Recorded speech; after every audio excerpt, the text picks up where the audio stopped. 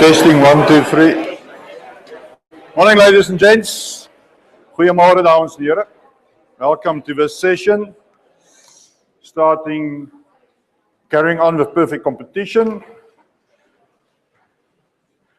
Just a small reminder, remember tomorrow afternoon's lab session, as you've received via Sunlearn notification, will be an assessment on perfect competition, the whole chapter 10. It's multiple question style test, 10 questions, 1 correct alternative per question. Okay, a quick summary of last week's session. Also remember the compulsory tutorials this week. Tutorial is on chapter 9, cost structures. So that cost structures handled in chapter 9 remains unchanged just before the format we are in. Can everybody find the streaming project is going? At least I'm not tied to the desk today. I can move around, so it will probably go a little bit better.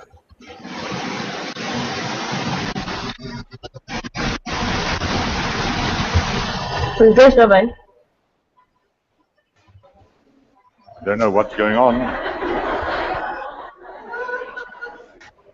Sorry, ladies and gents. Die spooker is met ons. Something's wrong with the system, but I need this for the streaming side. Did you pick up on that as well? It can be downstairs or the builders or somebody in class that wants to sabotage my presentation. Okay, just a reminder again of the details of a module, when we do what. Next week, Wednesday, no lab session. Next week, Wednesday, no lab session. Brings me to perfect competition again. Just a quick revision. That we are busy in a market structure, ranging from perfect competition we're busy with, to monopoly, what we're going to end with, or skip to monopoly and then return to the middle, to the 2 more realistic market structures out there. And you've got this set of the 2 tables in the 2 different textbooks on market structure that you can go and revise, page 164 in the English book, Afrikaans book, a few pages further.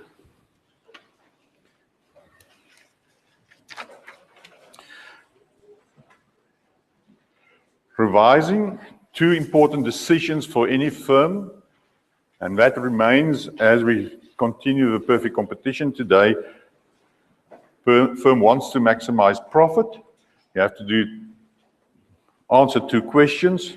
Is it worthwhile keep on producing or to produce at all? Do I enter the market, yes or no? That's a typical question you're going to answer.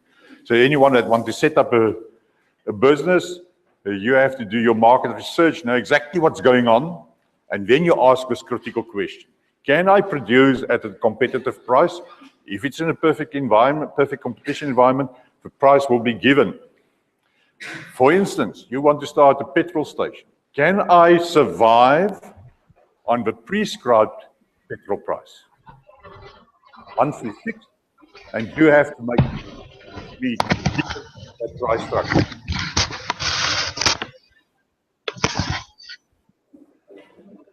Not me, ladies and gents, not me. I've eaten something.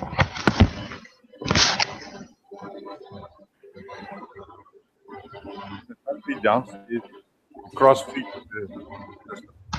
The second question, if you decide to enter a market, what output levels do you think you can to maximize profit? And that output level, if a price is controlled, is one specific level, given the cost structure. As we move to different market structures, where the price is variable, the output level will change as price changes. So perfect competition, just to remind, is that market form where you are a price taker. You haven't got any control over cost or production levels. You've got control over your cost, but you haven't got control over the price that the industry say will be valid for our market. Conditions, a quick summary. Baie kopers en verkopers in die mark, that means no one is big enough to affect the market price at all. No collusion, homogeneous products. That means you cannot even distinguish between two similar products looking at the label on the product. Now you can, for yourself, think the unrealistic assumption that is. Freedom of entry and exit. To a large extent, that is valid out there. Perfect knowledge. The perfect one is the next one. No government. Intervention is not, I'm not saying there's no government, but no government intervention. So government does not play an active role in doing business. And perfect mobile production factors.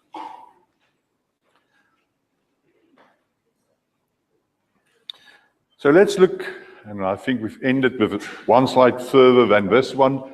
In a perfect market like this, the demand curve for the perfect competition environment, you've got the demand curve for individual product and the supply curve. You've done enough of that, you know why the demand curve is sloping negatively and the supply curve has a positive slope. But in a perfect market, that is your demand curve. You can sell any quantity at the given price. Let me repeat that in Afrikaans. Jy kan enige hoeveelheid verkoop teen die gegewe prys. All you have to determine is at what quantity will I make maximum profit? Teen watter prys gaan ek maksimum wins maak? Dis die enigste besluit wat jy het. The only decision, that means you have to consider your cost structure and filter your cost structure into the demand curve environment and then determine this is the quantity I'm going to sell. Remember free entry and exit. So if your price is too high or the price is too low, there can be too high price means some more suppliers can enter the market. The price is too low for you to survive. One way you go out. Your cost structure determines what your actions will be. So equilibrium in the perfect environment depends on how do you see your supply curve. And for those that did read through the textbook for balance of a chapter, remember it's an unspoken rule in my lectures that at least I expect of you to read what we're going to do in the next session. Therefore, you've got the planning schedule for this module.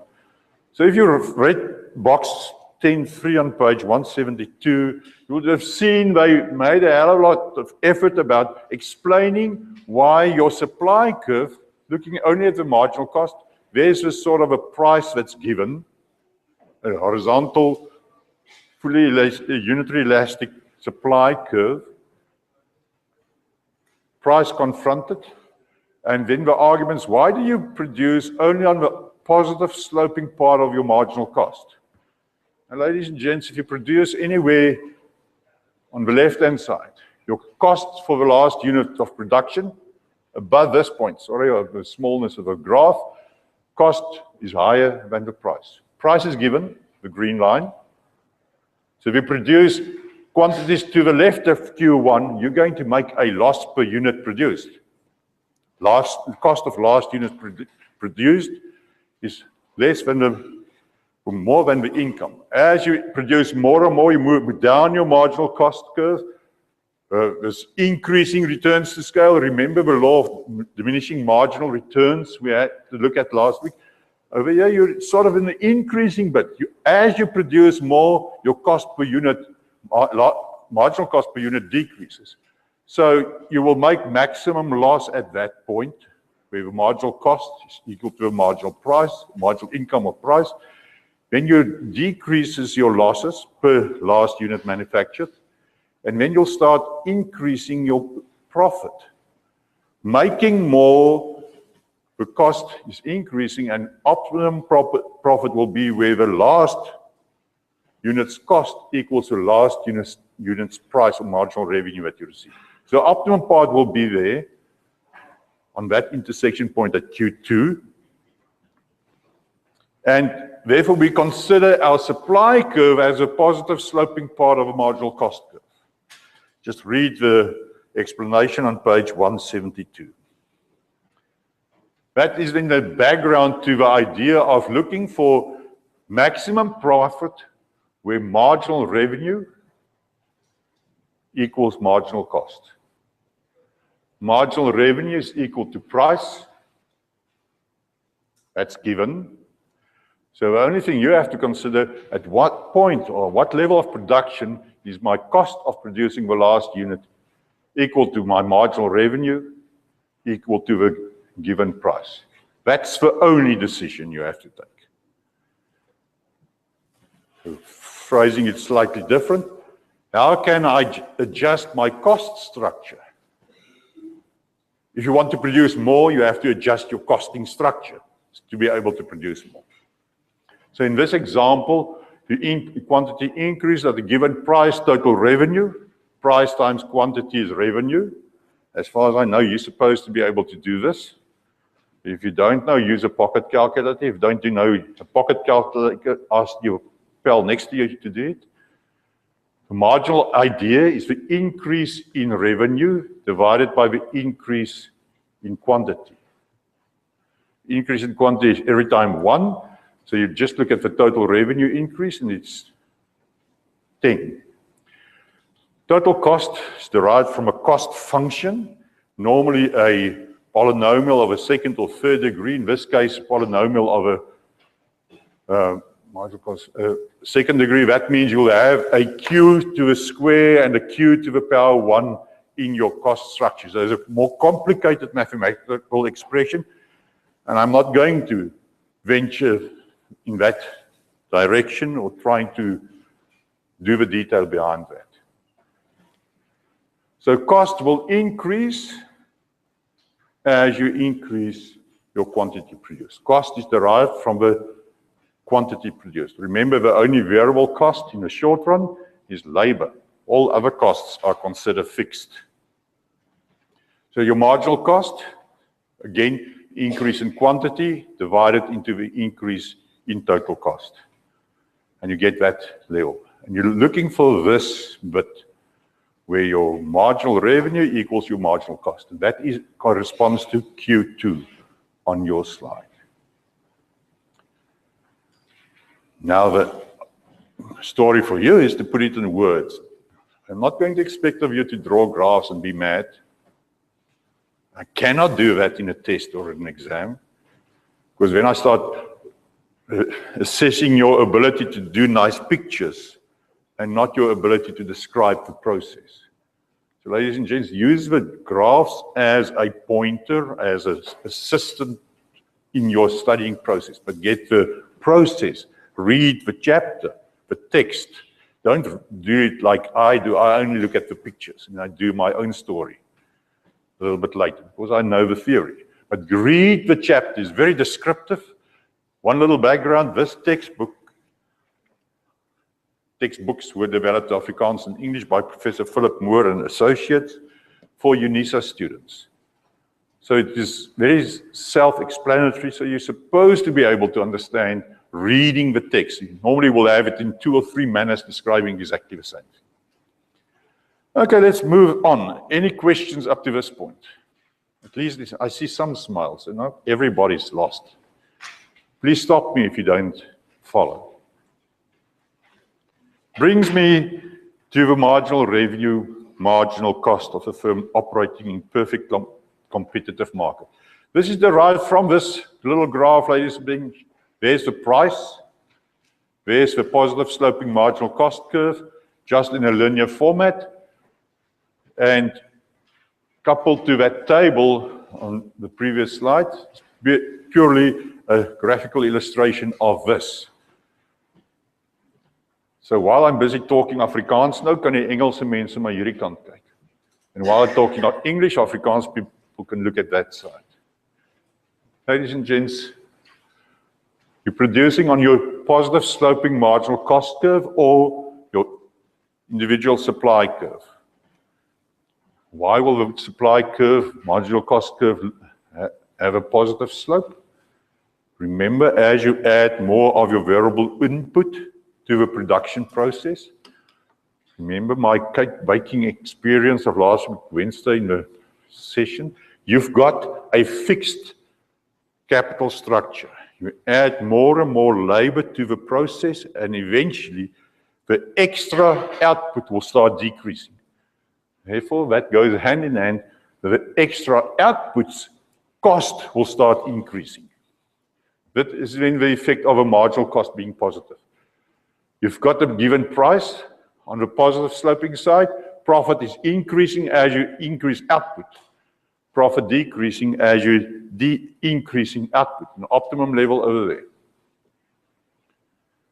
Very simple, very easy format. Why easy? I hope it's easy for everyone in class.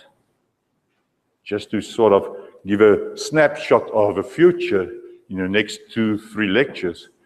The main change in lectures ahead will focus on the demand curve. At this stage, being horizontal and unitary elastic, will go to a negative sloping demand curve. And that complicates the whole setup we've got. So enjoy the easy one. The more difficult one starts on Thursday, looking at a negative sloping price curve. A negative sloping price curve or demand curve sort of illustrates the effect that me as supplier now has control over the market price. You can adjust your quantity produced to get the optimum profit given a supply curve sloping downwards or a demand curve sloping downwards. What is the impact of that?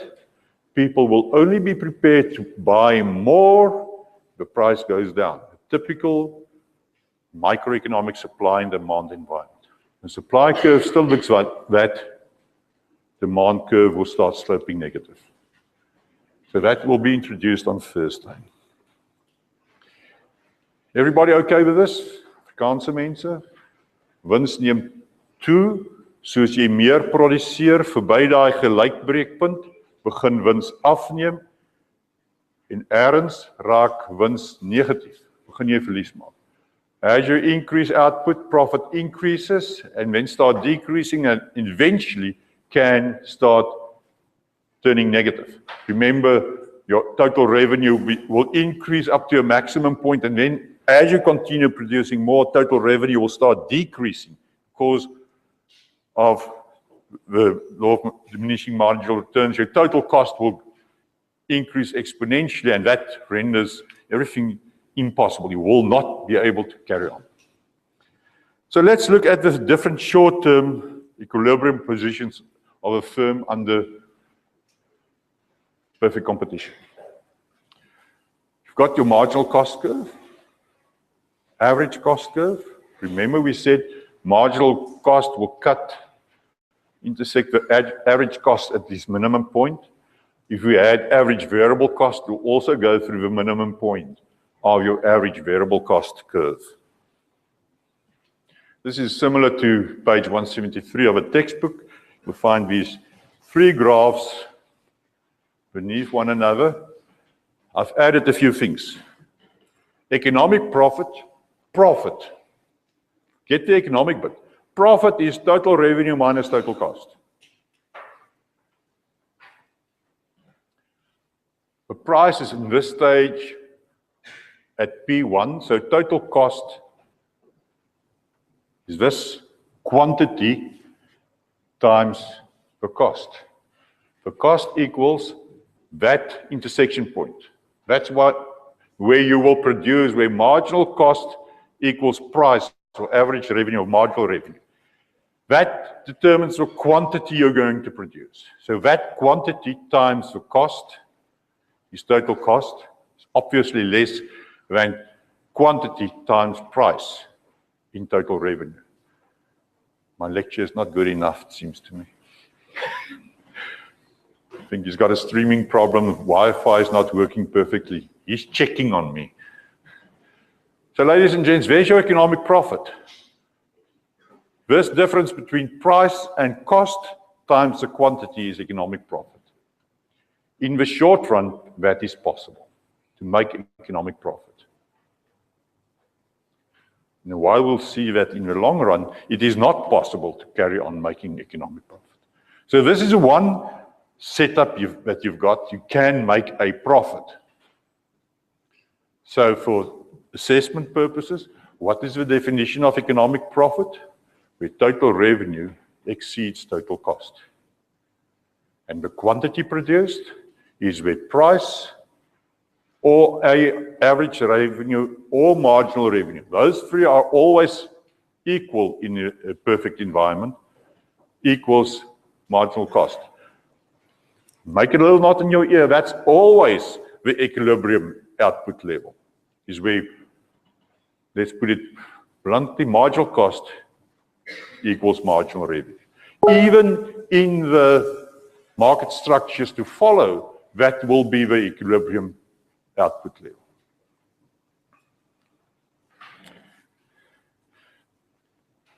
This is very nice to know that you can make an economic profit.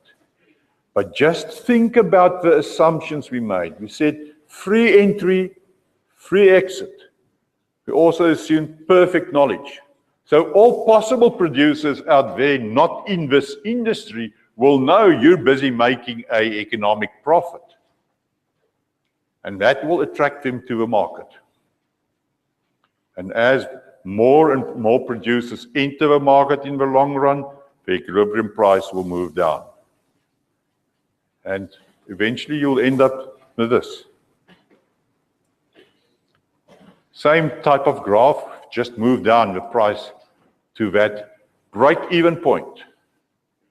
Break-even is where total revenue equals total cost, or where the marginal cost of producing the last unit, including normal profit, equals the marginal revenue received from selling the last unit of production.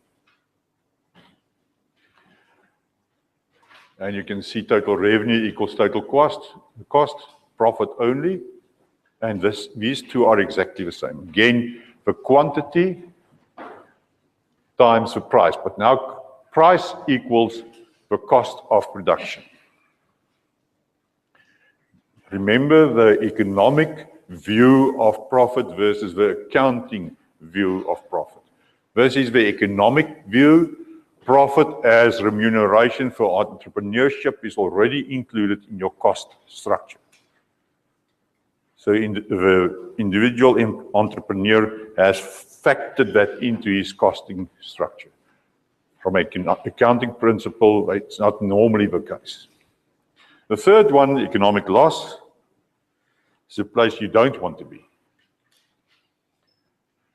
Where average cost or marginal cost of a last unit produced is less than or more than the marginal revenue of the last unit produced. The marginal cost, you go to your average cost curve to see what that is. It's higher than your price. You make a net loss. Ladies and gents, at this point in time, you start asking the question, do I stay in business? Do I shut down? Or do I exit the market?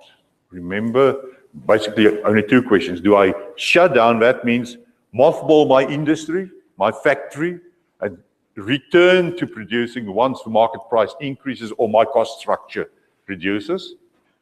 Or do I exit the industry in total? Distinction the areas, if you do not recover average fixed cost to the price you can get for your product, you exit the industry in total. You cannot recover average fixed cost. If you manage to recover at least average fixed cost, but not average variable cost, You will remain in the industry, but only shut down temporarily. You will keep on producing if you at least cover average variable cost. So remember that shutdown and continuation type of argument. Now let me see, where am I?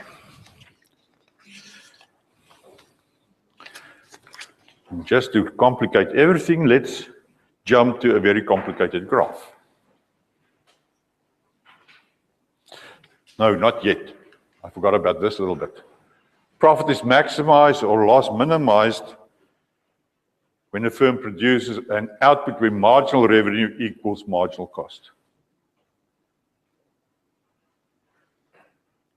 And look at the little requirement, provided marginal cost is rising, positive sloping, lies above a minimum average variable cost. That's average cost. That means that's fixed cost plus variable cost divided by quantity. The average variable cost will have the same view, but it will look slightly different. It will be much lower at low quantities and get closer to average cost as we increase quantities. Of course, average fixed cost will become a smaller and smaller portion of average cost as we increase quantity to the right. Then the more complicated graph. Ladies and gents, have a look at it, say, okay, it looks nice. When you read the little gray block below the graph, tells you that your supply curve will be from point B upwards, Y from point B. Below average variable cost, you will exit the market. So you will not supply. From point B, the positive part, sloping part of your marginal cost, you will keep on producing. Point B is the close down point, exit the market, go bottoms up, whatever. So you will keep on producing from that point. Where's your supply curve? And all you keep on asking, where's the price? The optimum price is at the break-even point. Going the price above break-even from P2 to P1 means economic profit, means no new entrance to the market is possible. Going below P2 to P4 in that area, you're making a loss. You produce the higher cost than the revenue that you earn on the marginal side. The break-even goes with this.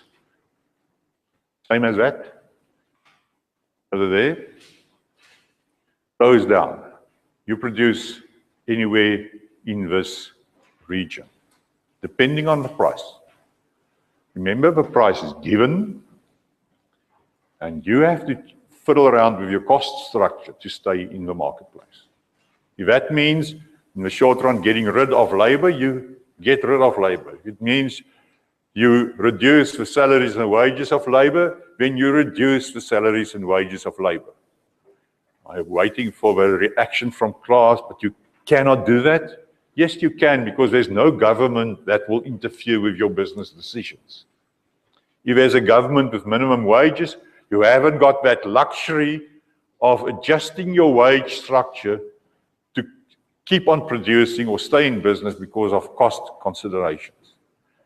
If you look at all the layoffs at trade unions nowadays, and we will get to this a little bit later if we look at the labor market, most layoffs, firing parts of trade unions, they use a certain clause, article in labor law that say, we want to reduce employment because of cost considerations. We're not making a profit anymore, therefore we're going to give note to a lot of people and we're going to fire them. The university did this twice in the last 15 years, also reducing the labor force for cost considerations. And at this stage, the labor force is far higher than it was ever in the university's history. So I'm not that certain what happened, but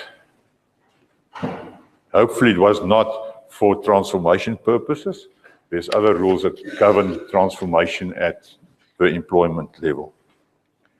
Ladies and gents, read that little description at the bottom and just grasp that you've got the supply curve, and the most difficult bit is the demand curve that is horizontal. There's your supply and demand. All the time depends on what the market state the demand curve will look like. At what price is demand in the market? That brings me to the nice bit of a chapter called, I'm not going to stick to that, you can go and read it. I forgot about my animation in the PowerPoint slides. I'm not used to that style of lecturing, ladies and gents. I think I've highlighted this already. I was supposed to flash it as I start talking about it. Long-run equilibrium of a firm and the industry under perfect competition. Let's distinguish quickly. There's a lot of firms in an industry. No single firm is big enough to influence the price in the industry. So you cannot supply enough to influence the market price. The only thing that can affect the price or the demand curve in the industry is new entrants or people exiting the industry. And you will only enter the market, the industry, if you see there's a possibility of making, now listen carefully, an economic profit. Why will you risk entering an industry if the only thing you're going to make is a normal profit? You're going to be at the equilibrium level. You can only enter the market if you see there's space for me, because you're going to supply to the industry, and you will probably realize that can have an effect on the market price afterwards. So let's fiddle around with new entrants and people exiting the industry and have a look what happens. The long-run equilibrium, and a little bit I'm looking at now is on page 174 onwards.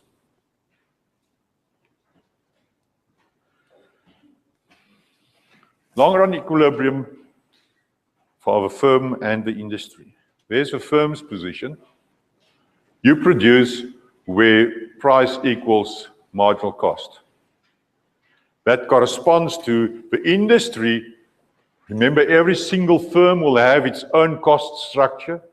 So for the industry to be at equilibrium at that point in time, there can be, in the short run, some firms that makes economic loss.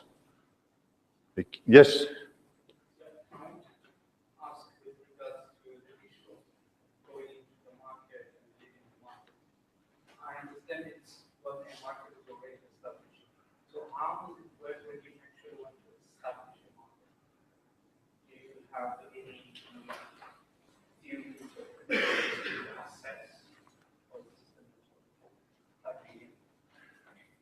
For most new entrants to a total new industry is probably just plunging in. Normally you will, if it's totally a new market, that has nothing to do with the market structure. Remember, as soon as you're going to try and set up a new industry, you will probably be the only supplier at that stage in the industry. That means you will be a monopolist. That means you will have full control over the price you're going to charge. And therefore you can say, okay, I know, I do some market research, that is supposed to happen, do some research and say, okay, I know there will be a demand for this type of product or service.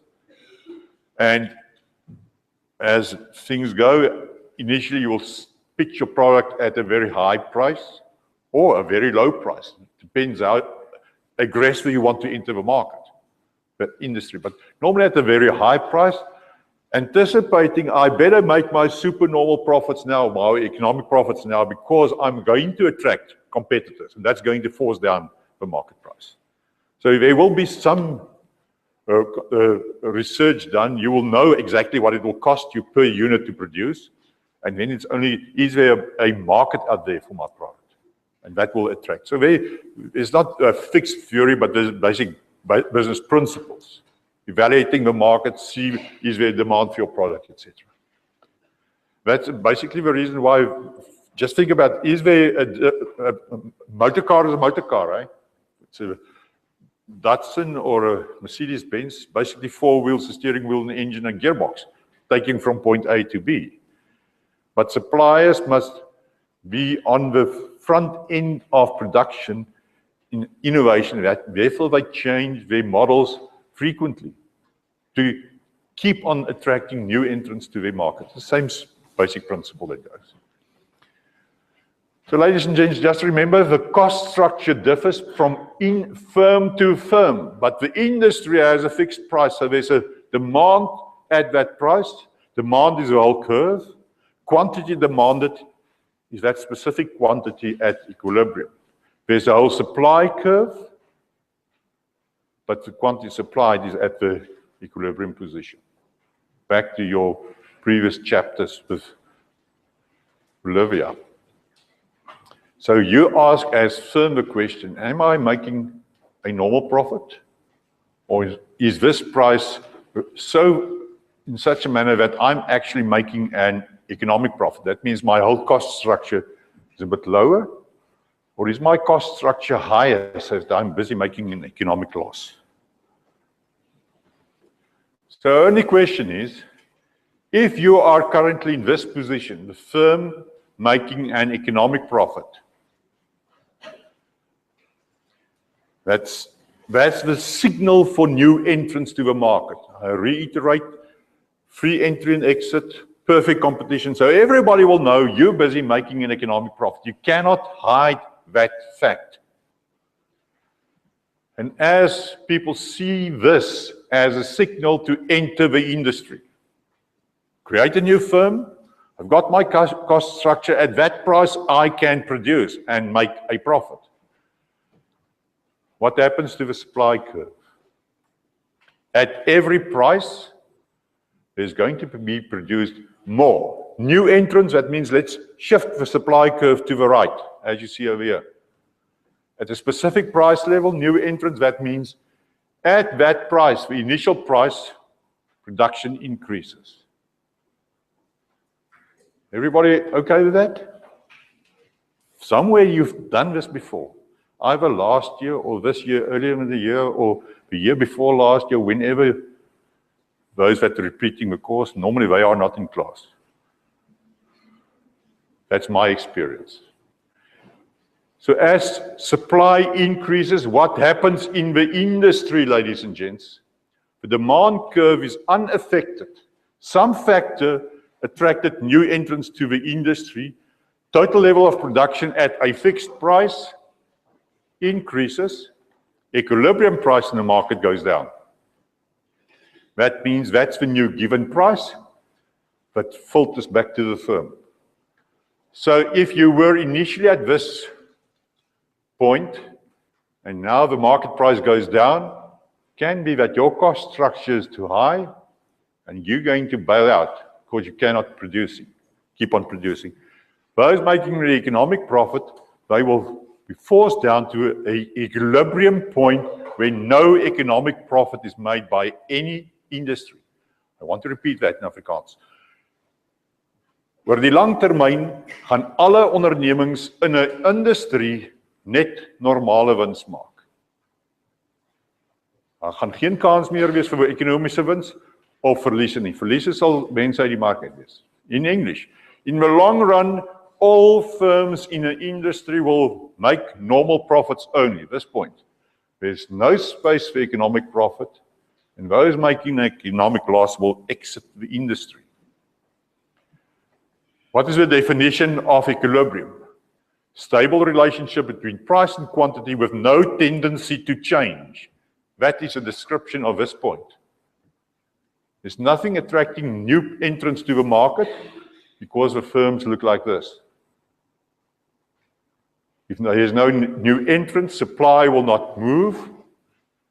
And because consumers cannot distinguish between different products are homogeneous, their demand will remain unchanged.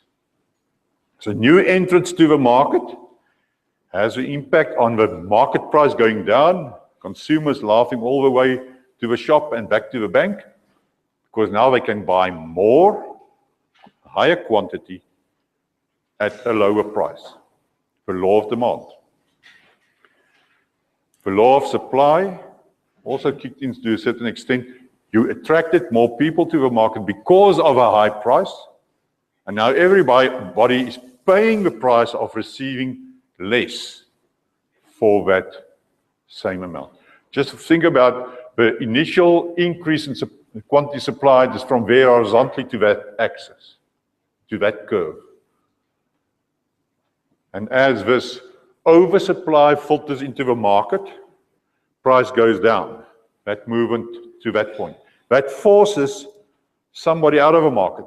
People that was initially at this price, now the price is going too low for them, they go out of a market to stabilize the market at that quantity and price. In the long run, new entrants can have that effect on the market. That is described in figure 10.7.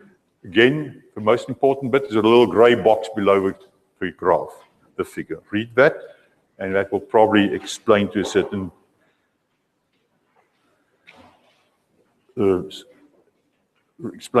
extent. Read the long description, and in the long description, look at the bold portions and look at the italic portions. Those are the more important ones. Ladies and gents, I'm not done. I've got another 7 minutes. So let's look at the... Why are you surprised? I've got time till 10 to 11. Now 7 minutes. My slides not done. Those with the slides will know. There's a few still to come.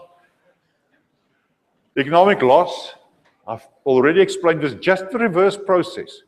You're in the shutdown phase, you're outside, you're in the industry, but not producing at that stage, because the market price is too low for you. A lot of people is making economic losses outside of a market, and that is a signal. Let's anybody over here, I cannot keep on producing, rather exit the market, cut my losses, go and retire at Kleinmond, look at the sea every day. And as firms exit the market, supply moves to the left. So at this initial price, less is supplied. As less goods are available in the market, the price increases to the equilibrium price. So the conclusion drawn on page 174 in bold in the right-hand column, the third from the top, the industry will be in equilibrium in the long run only if all the firms are making normal profit. So if you're making a loss, you exit the industry, supply moves to the left, market price increases till everybody remaining in the industry are making economic normal profits. This one is summarized in this little bit. You'll see that summary on page 176, a few pages further in Afrikaans textbook. It starts to summarize economic profits in a competitive industry, and you can go and read it. That is a very important bit of the chapter on perfect competition.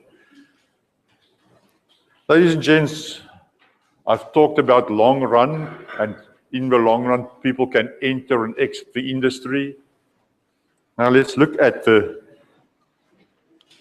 Ladies and gents, please calm down. I've got enough time. You entered the venue 3 to 4 minutes late. So I have all right to 50 minutes lecturing to you. but I will stop at 10 to 11.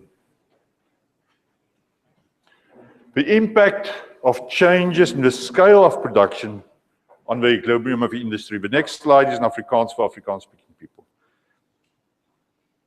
Let me show the Afrikaans slide and talk English. Ladies and gents, it's all about the long-run cost structure. In more advanced economics, we will call this blue curve an envelope curve. Everything is contained within the long-run cost. In the short run, you'll see this situation. Remember, this is a case of economic profit. And that is a signal to people to enter the market. As people enter the market, your cost structure will change and you will move. Production will increase over time because of economic profit. And as you increase production, this moves down the long run average cost curve. You change the scale of production. I'm making economic profit. That means I can produce more at the given price. That means let's move this cost structure slightly to the right on the given price, and that will increase my production at the same price. But the one side, you adjust your production levels, that economic profit attract other entrants to the market, and that forces down the market price up to this long-run price where all industries, all firms in the industry is making normal profit at the industry output level. So in the long run, economic profit signals new entrants. It also signals to the firm in the industry that you can produce probably more because you're making economic profit. So attracting new, you change your scale of production, scale 1, scale 2, different levels of output at the same price. And the new entrance causes a market price to go down till you end up with a curve. Just look at this short run story.